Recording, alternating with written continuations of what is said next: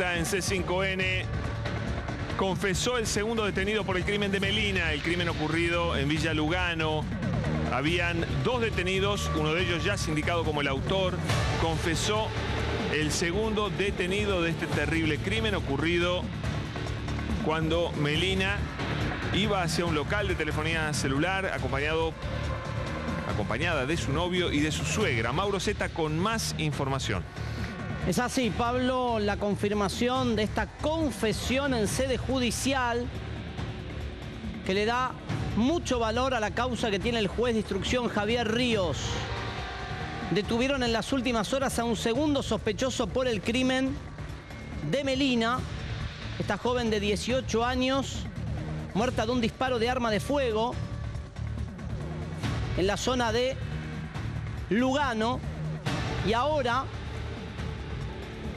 se conoce la detención de un segundo acusado y la confesión en sede judicial. Recordemos que el novio de Melina había identificado en rueda de personas al primero de los detenidos, con lo cual tenés un reconocimiento positivo, que era un joven de 22 años con antecedentes penales.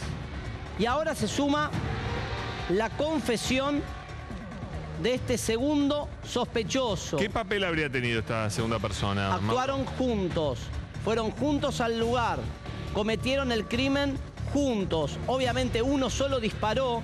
La secuencia que reconstruyó el juez de la causa es que cuando le quieren arrebatar la cartera a Melina, su novio se interpone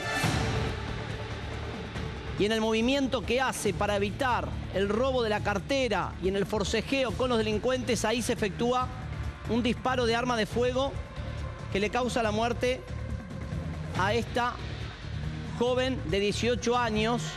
Recordemos, en la calle, si no me falla la memoria, Escalada y Pola, en la zona de Lugano. Muy cerca está el supermercado donde iba A pagar la factura del teléfono.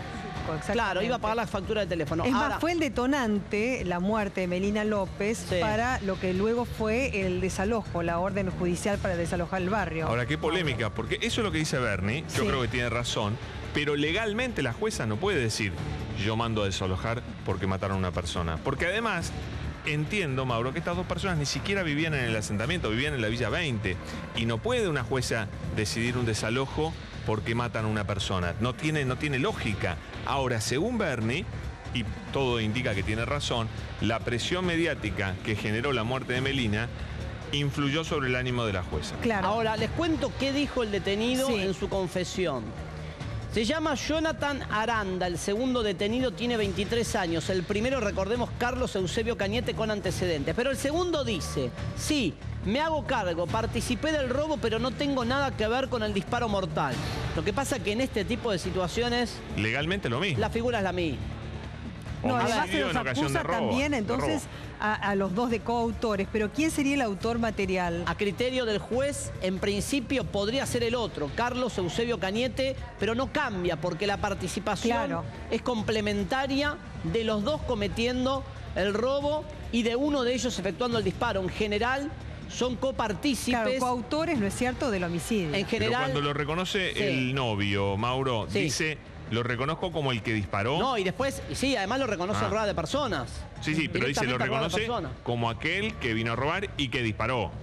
Claro, tal cual. Hace una identificación completa en cuanto a la autoría material. Así que bueno, el caso, Bien. rápidamente con la intervención del juez Ríos y de la División Homicidios de la Policía Federal, se encaminó y parece prácticamente resuelto. Obviamente falta que esta indagatoria, este reconocimiento se convierta en procesamiento, se eleve la causa a juicio y ahí podremos decir con una sentencia mediante que el caso está resuelto, pero parece encaminado. Gracias, Mauro Zeta. Gracias. Quería agregar también lo que vos habías dicho, Pablo, porque la agreguemos. oportunidad de la cobertura del operativo que me tocó Sí. justamente el día sábado, cuando le pregunté Sí, sí, a sí. Bernie, hizo justamente ese Claro, pero vínculo vos- directo como secretario de Seguridad de la Pero vos Nación. Es verdad, pensá vos hablas de la que jueza. legalmente no puede decir, pasó 6 meses sin hacer nada De la jueza, decís. y dice, voy a nunca dijo en ninguna resolución debido a la muerte o al asesinato. Pero lo que dice Bernie es debido a la presión mediática que generó la muerte de Melina, eso influyó para que de una vez se termine. Cuando le pregunté a Bernie me dijo, lo que pasa es que los jueces están más presionados por los medios que por los hechos. Entonces sea un correlato cronológico específico. Hubo dos muertes anteriores. Hace 10 años que vengo sosteniendo que la presión mediática influye mucho en el ánimo de los jueces. Bueno, Osvaldo Soto fue la primera víctima fatal, después hubo un chiquito, inclusive también el cura párroco de la zona había dado cuenta que se había baleado una embarazada de 7 meses que había perdido el bebito. También Igual que tenía que convivir con otros dentro del mismo barrio. Tampoco hay que estigmatizar. Sí. Vos sacás el asentamiento Papa Francisco. No va a ser una zona